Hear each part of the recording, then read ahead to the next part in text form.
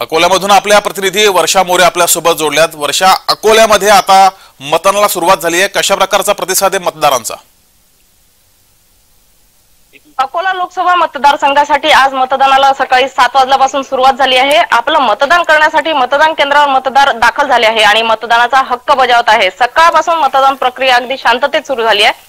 यंदा विविध थीम घेत काही आदर्श मतदान केंद्रही सजली आहे। विशेष म्हणजे अकोला लोकसभा मतदारसंघात एकूण मतदान केंद्रापैकी 50% केंद्रावर वेबकास्टिंग करण्यात आली आहे।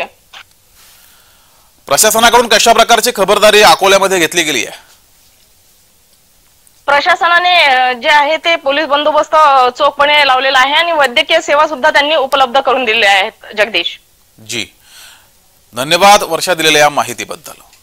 तर अकोल्यामध्ये सुद्धा मतदानाला सुरुवात झाली आहे। सकाळी 7 वाजल्यापासूनच या ठिकाणी मतदान करायला नागरिक हे मतदान केंद्रावर येत आहेत।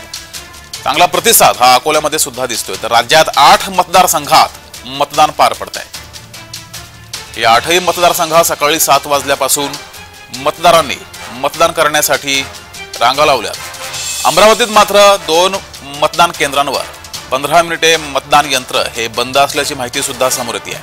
नागरिकांनी यावेळी संताप सुद्धा व्यक्त केलाय।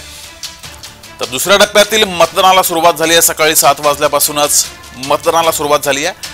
देशभरात एकूण 89 मतदार केंद्रात मतदारसंघात ही मतदान प्रक्रिया सुरू झाली आहे। तर राज्यामध्ये 8 मतदारसंघात मतदानाला सकाळी 7 वाजल्यापासून सुरुवात झाली आहे। दुसऱ्या टप्प्यातील मतदान सुरू झालंय। राज्यातील 8 मतदारसंघात सकाळी 7 वाजल्यापासूनच नागरिकांनी मतदान करण्यासाठी रांगा लावल्यात। अकोला, अमरावती, नांदेड, वर्धा तसंच यवतमाळ, वाशिम, परभणी अशा 8 मतदारसंघात सकाळी 7 वाजल्यापासूनच नागरिकांनी मतदान करायला सुरुवात केलेली आहे। पहिल्या टप्प्यात मतदान कमी झालं होतं, मतदानाचा टक्का हा घसरला होता। त्यामुळे दुसऱ्या टप्प्यात मतदान टक्का वाढावा यासाठी प्रशासनाकडून जनजागृती सुद्धा केली गेली आहे। पथनाट्याच्या माध्यमातून जनजागृती केली आहे।